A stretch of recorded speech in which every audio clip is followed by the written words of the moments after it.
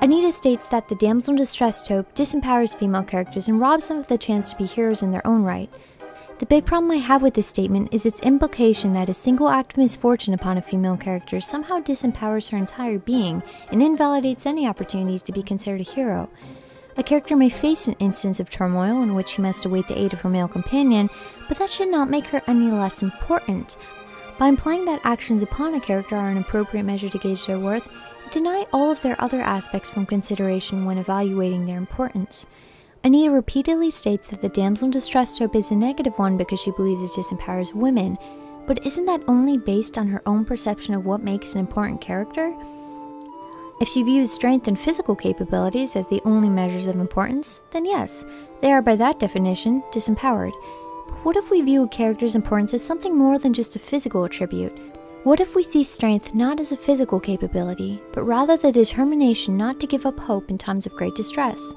Let's compare the damsel to the archetypal hero myth, in which a typically male character may occasionally also be harmed, incapacitated, or briefly imprisoned at some point during their journey.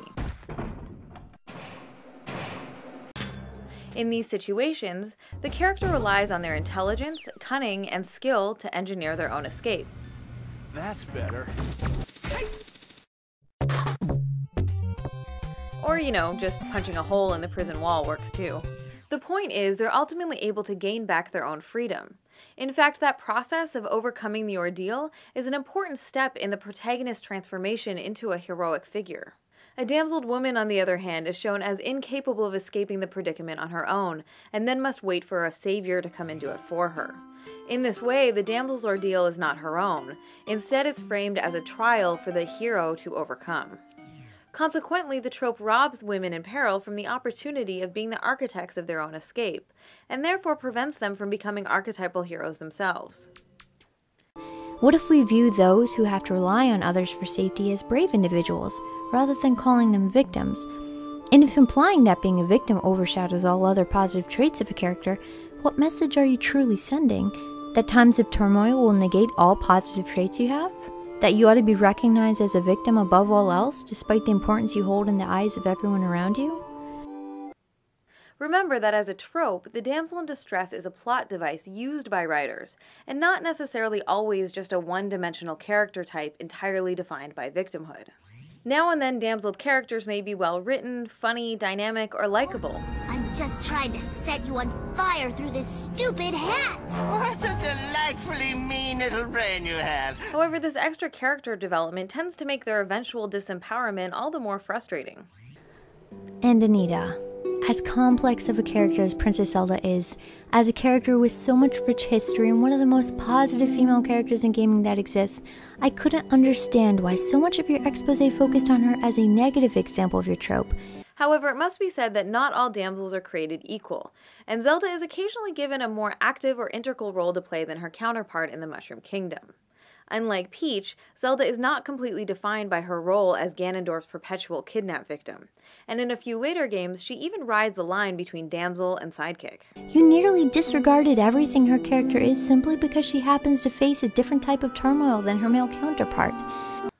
Remember, the damsel in distress as plot device is something that happens to a female character, and not necessarily something a character is from start to finish. While Zelda is well known and admired in the gaming community for being one of the greatest examples of unfaltering wisdom and elegance, you instead presented her as just another ordinary example of the damsel in distress cliché. To you, she's just another statistic of a character type you'd like to see less of. To me, she's the leader of the sages, the embodiment of wisdom, the backbone of Hyrule, and the princess I will continue to help Link rescue for as long as he may need to. Indeed, Zelda is at her best when she takes the form of Sheik in Ocarina of Time and Tetra in The Wind Waker. In Ocarina of Time, Zelda avoids capture for the first 3/4 of the game. Disguised as Sheik, she is a helpful and active participant in the adventure, and she's shown to be more than capable. Similarly, in The Wind Waker, Tetra is a feisty and impressive young pirate captain.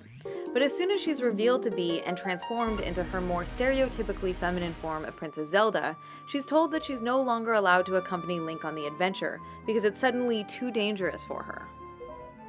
She's ordered to wait in the castle, which she does until she's eventually kidnapped, while waiting obediently in the same spot.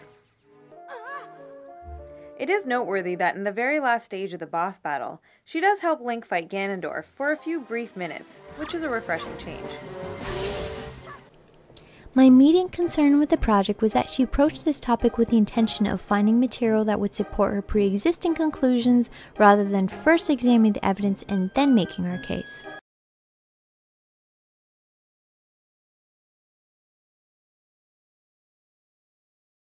My video is going to take the stance that misogyny doesn't exist in video games, and any supposed stereotypical portrayal of a woman you assume is not based on some secret woman-hating misogynist agenda from the game developers, but is rather because of what has become the classical portrayal of not only the body of a character, but also their strength and skills. In other words, my video is going to take the complete opposite view of Anita's video. If two women within the same age range, who both grew up playing the same games as kids, can have two completely opposite views of these games today, it really makes you wonder how much of this study is solely based on personal interpretation.